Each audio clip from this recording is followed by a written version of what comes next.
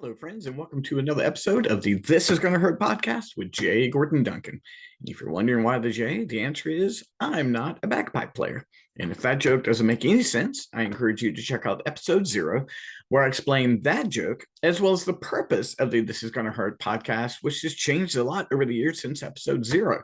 Now we just focus on making a better you. The Monday episodes of This Is Gonna Hurt, we focus on personal development. And then on Wednesdays, we have the Capitalize Your Best podcast, which focuses on business and marketing growth. And we're still playing around with that Friday podcast, You're Entitled to Your Opinion with Emma, or I might just go solo just because that's who I am. But cheers, my friends. It's Saturday morning. I'm here. I don't have the blurred screen. I don't have Capitalize Your Best in here.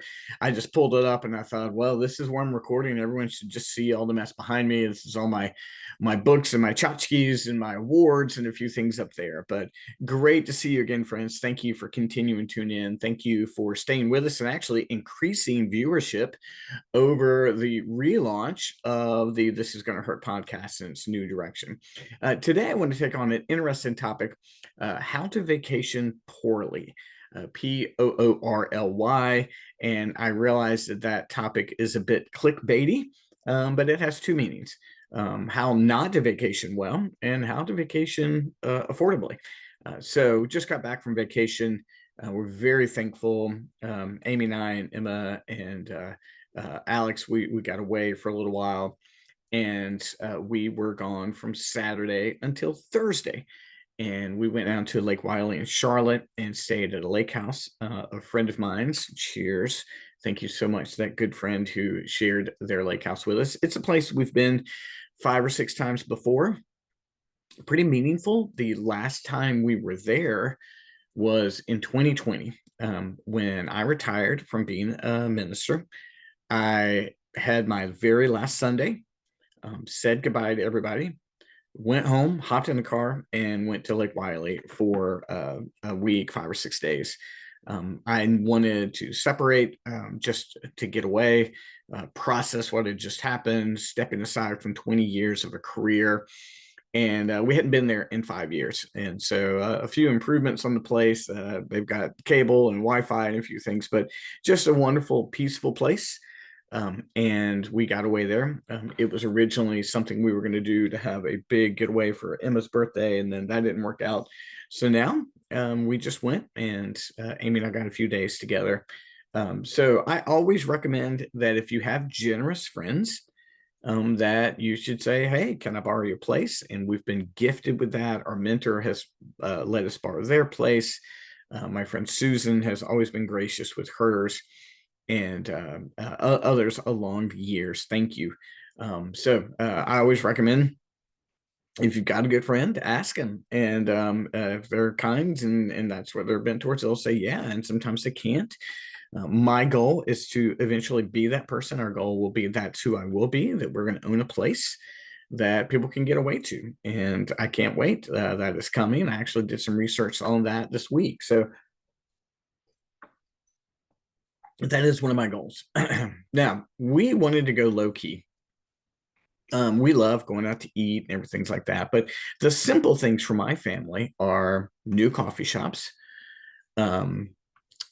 bookstores, thrifting, and a meal or two. We're that's who we are. If we can catch a museum or something like that, wonderful. But we don't usually go to places and do big giant events. Usually we're pretty chill, and we'll find a new coffee shop, bring books, and sit there for an hour or two and just drink good coffee and read.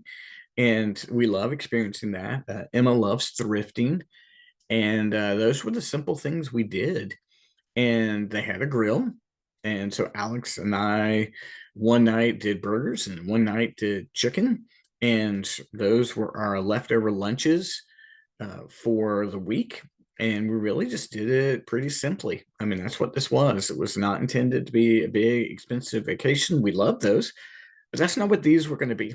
This vacation was going to be just time away, keeping it simple, enjoying the things that we like, having the conversations we need to have, playing games at night, watching movies. It was pretty wonderful.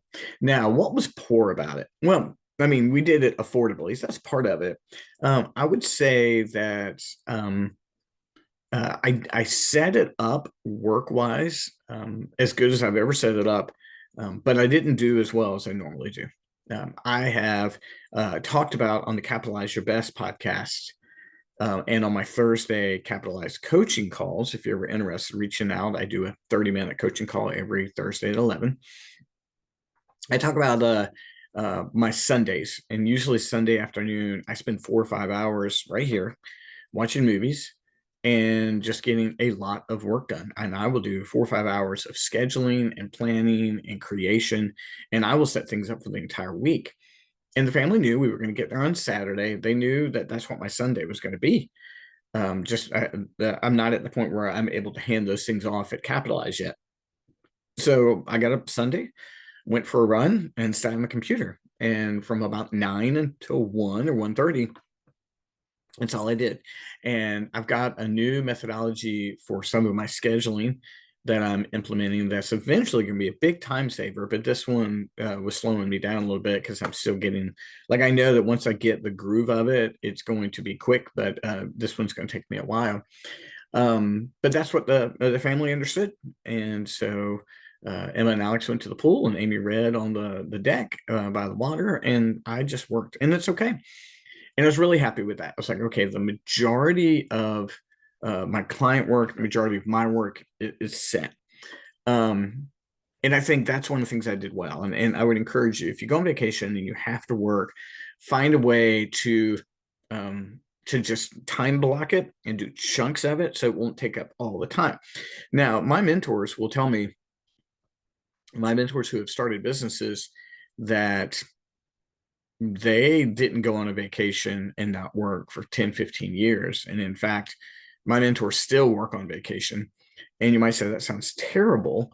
But when you're building businesses and you are growing and you've got people to manage, it's quite often the case. So my Sunday, I think I set things up really well. And that's what I really encourage you to do. Find a way to block and chunk your time so that that's most of what you're doing.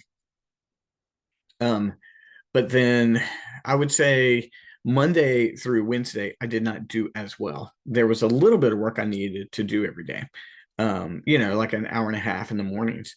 But I will say I was probably more connected to my phone and to my computer Monday through Wednesday than I wanted to be. And I think part of that is the season we're in economically. I'm trying to grow the business. I'm trying to get new clients, and I'm communicating with folks. I had a couple sales calls, and I found myself wandering towards my computer and my phone more so. And that was on me. I did not have the discipline that I should have in that. So I think the chunking of time and the blocking went really, really well. And I recommend that as a methodology to when you have to work on vacation. I liked that I had that hour and a half in the morning that was just set. I think I did that really well.